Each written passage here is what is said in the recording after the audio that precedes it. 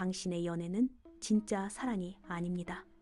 당신이 지금 옆에 둔 그 애인, 그 사람 역시 당신이 아는 그 사람이 아닐 확률이 높습니다. 잔인한 이야기지만 우리가 달콤하다고 착각하는 사랑에 취한 순간은 그저 짧은 예고편일 뿐입니다. 진짜 본편은 당신이 싸우기 시작했을 때, 관계의 권태기가 찾아왔을 때, 상대가 더 이상 당신에게 잘 보일 필요가 없다고 느꼈을 때 시작됩니다. 그때 가면이 벗겨집니다. 그리고 그 순간 당신의 사랑을 망치는 단 하나의 결정적 스위치가 작동합니다. 그것을 우리는 방어기제라고 부릅니다. 대부분의 사람들은 연애가 취향이 맞지 않아서 망했다고 생각합니다. 돈 문제나 성격 차이 때문에 헤어졌다고 변명합니다. 하지만 정신과 전문의의 시선으로 냉정하게 들여다보면 결국 모든 파국은 상대방의 미성숙한 방어기제를 당신이 더 이상 감당할 수 없었기 때문에 발생합니다. 당신이 이상형을 만났을지라도 그 사람이 갈등 상황에서 당신의 방어기제를 터뜨리고 도망치게 만든다면 그 사랑은 이미 파국으로 예약된 상태입니다. 오늘 우리는 100만 커플이 실패한 이유를 파헤칠 겁니다. 당신이 연인을 고를 때 외모나 스펙보다 100배는 중요하게 따져봐야 할 단 하나의 기준, 바로 이 사람의 방어 기제는 얼마나 미성숙한가입니다. 그리고 잔인하게도 당신이 진정으로 오래 사랑하고 싶다면 상대의 방어 기제 자체를 통째로 사랑하는 법을 배워야 합니다. 이 지옥 같은 사랑을 멈추고 싶다면 지금부터 집중하십시오. 당신이 만약 지금 연인과 대화가 안 통한다고 느낀다면 그것은 대화법의 문제가 아니라 방어 기제의 충돌입니다. 미성숙한 방어 기제는 상대에게 엄청난 정서적 폭력을 가하지만 정작 본인은 이를 인지하지 못하게 만드는 최악의 심리적 트릭입니다. 첫 번째, 연애를 파괴하는 최악의 빌런, 투사, 프로젝션. 투사는 자신의 결함이나 받아들이기 힘든 감정을 상대방에게 덮어 씌우는 메커니즘입니다. 예를 들어, 사실은 자신이 외로워서 다른 사람에게 관심을 돌리고 싶어 하는 사람이 있습니다. 하지만 이 사람은 자신의 불안을 직면하지 못합니다. 대신 파트너에게 이렇게 말합니다. 요즘 나한테 소홀한 거 아니야? 네가 나에게 불만이 있는 것 같아. 이것이 바로 투사입니다. 자신이 바람 피울 생각을 하고 있으면서 끊임없이 상대방에게 바람 피울 것 같다고 의심합니다. 투사가 심한 연인은 대화를 할 수 없습니다. 그들의 논리 구조는 이렇습니다. 나는 완벽해야 한다. 내 안에 있는 이 불편한 감정, 질투, 불안, 분노는 나에게서 온 것이 아니다.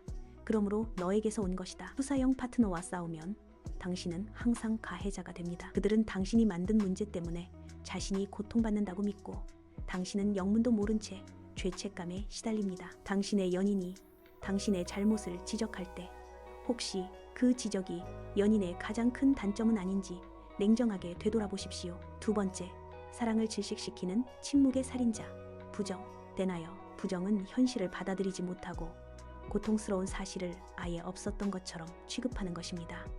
이들은 문제가 발생해도 에이, 아무 일도 아니야, 혹은 너무 예민하게 굴지 마 라고 말합니다. 당신의 연애가 심각한 위기에 처했을 때, 예를 들어 재정적인 파탄이나 심각한 신뢰의 문제에 직면했을 때 상대가 마치 휴가를 계획하듯 느긋하다면 그것은 평화로운 것이 아니라 부정을 통해 현실 도피를 시도하는 것입니다. 부정의 메커니즘은 표면적으로는 갈등을 막아주는 것처럼 보입니다.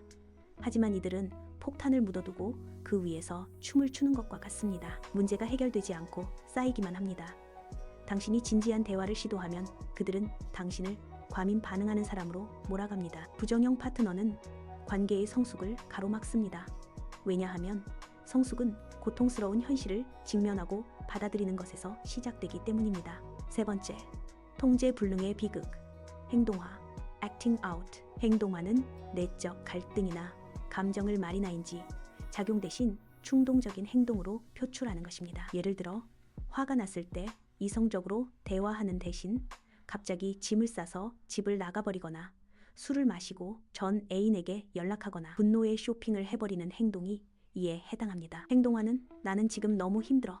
나는 대화할 능력이 없어. 그러니 이 행동으로 너를 고통스럽게 만들고 상황을 폭파시키겠다는 무의식적 선언입니다.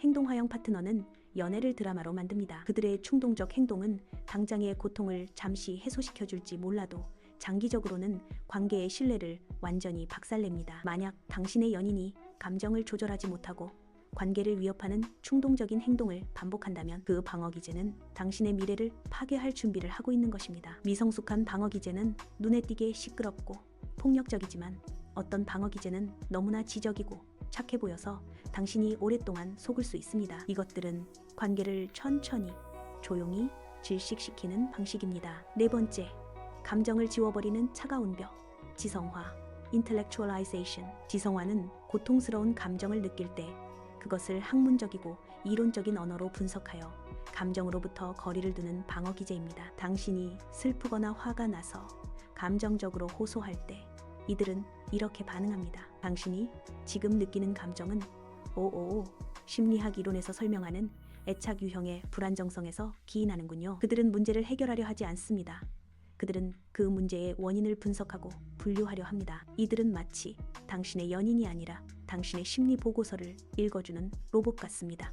지성화가 심한 연인들은 공감 능력이 극도로 떨어집니다. 이들은 감정을 위험하고 비논리적인 것으로 간주하고 이성이라는 갑옷 뒤에 숨습니다. 당신이 원하는 것은 따뜻한 위로와 공감인데 그들은 당신에게 심리학 논문을 던져줍니다. 결국 당신은 파트너와 함께 있지만 극도로 외로움을 느낄 겁니다. 그들은 당신의 문제를 이해하는 척하지만 사실은 당신의 감정을 회피하고 있는 중입니다. 다섯 번째, 너무 착해서 당신을 미치게 하는 것.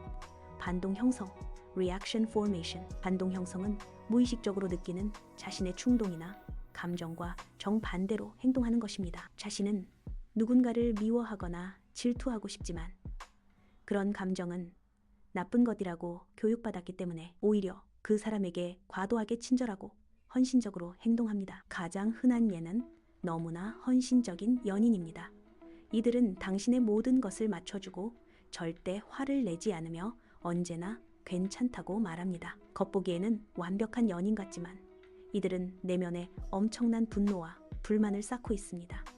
그들이 너무 친절하기 때문에 당신은 불만을 표할 수 없습니다. 결국 이들은 무의식적으로 당신에게 나는 너 때문에 이렇게 희생하고 있다는 메시지를 끊임없이 보냅니다. 당신은 죄책감과 압박감에 시달립니다. 반동 형성형 파트너는 언젠가 반드시 폭발합니다. 혹은 이들은 수동 공격성, passive aggression의 형태로 당신을 지배하려 들 것입니다. 너무 착해서 무서운 사람을 만난다면 그것은 그들의 진짜 감정이 완전히 뒤틀려 방어 기제 뒤에 숨어 있다는 증거입니다. 당신은 진정한 관계를 맺고 있는 것이 아니라 그들의 연극을 보고 있는 것입니다. 자, 이제 우리는 미성숙한 방어 기제가 관계를 어떻게 파괴하는지 알았습니다. 그렇다면 가장 중요한 질문은 이것입니다. 우리는 어떤 사람과 사랑해야 합니까? 결론부터 말하면 방어 기제가 없는 사람은 없습니다. 방어 기제는 인간의 생존 본능입니다. 우리가 찾아야 할 사람은 갈등 상황에서 성숙한 방어 기제를 사용할 줄 아는 사람입니다. 성숙한 방어 기제는 문제를 회피하거나 상대에게 투사하는 대신 문제 자체를 직면하고 더 나은 방향으로 에너지를 전환시키는 능력입니다. 여섯 번째, 파국을 예술로 바꾸는 힘. 승화, sublimation. 승화는 사회적으로 용납되지 않는 본능적 충동이나 고통스러운 감정적 에너지를 생산적이고 건설적인 목표로 전환시키는 가장 성숙한 방어 기제입니다. 남자친구에게 격렬하게 화가 났습니다. 미성숙한 사람은 소리를 지르거나 물건을 부술 것입니다. 행동화. 하지만 성숙한 사람은 그 분노 에너지를 곧바로 자기 개발이나 일에 쏟아붓습니다. 화가 나는군. 이 시간에 더 나은 사람이 되어야겠다 라고 생각하며 작업을 시작합니다. 결과적으로 분노는 파트너를 파괴하는 대신 자신의 경력을 발전시키는 연료가 됩니다. 승화를 잘 사용하는 연인은 감정적으로 격앙될 때도 그 에너지를 관계를 파괴하는 대화 대신 취미나 운동, 공동의 목표 달성에 집중합니다. 이들은 싸울수록 발전하는 사람들입니다. 이들과의 관계는 항상 긍정적인 방향으로 나아갑니다. 일곱 번째, 갈등을 춤추게 하는 마법, 유머. 유머는 고통스럽거나 불안한 상황을 직면했을 때 그것을 가볍게 희화화하여 긴장감을 완화시키는 방어 기제입니다. 이것은 현실을 부정하는 것, 리니얼과는 다릅니다. 현실의 심각성을 인지하되 그 심각성에 매몰되지 않도록 한 발짝 물러서는 능력입니다. 심각한 의견 충돌이 발생했을 때 유머 감각이 있는 파트너는 무거운 분위기를 날릴 수 있는 적절한 농담이나 재치 있는 표현을 사용하여 관계를 덜 파국적으로 만듭니다. 유머 방어 기제는 단순히 재미있는 사람이 아니라 자신이 처한 어려움이나 결함조차도 너그럽게 포용할 수 있는 정신적 여유가 있다는 증거입니다. 만약 당신의 연인이 가장 힘든 순간에도 자신과 상황을 비웃을 줄 안다면 당신은 굉장히 성숙한 파트너를 만난 것입니다. 우리는 결국 완벽하게 성숙한 방어기제만 사용하는 사람을 만날 수는 없습니다.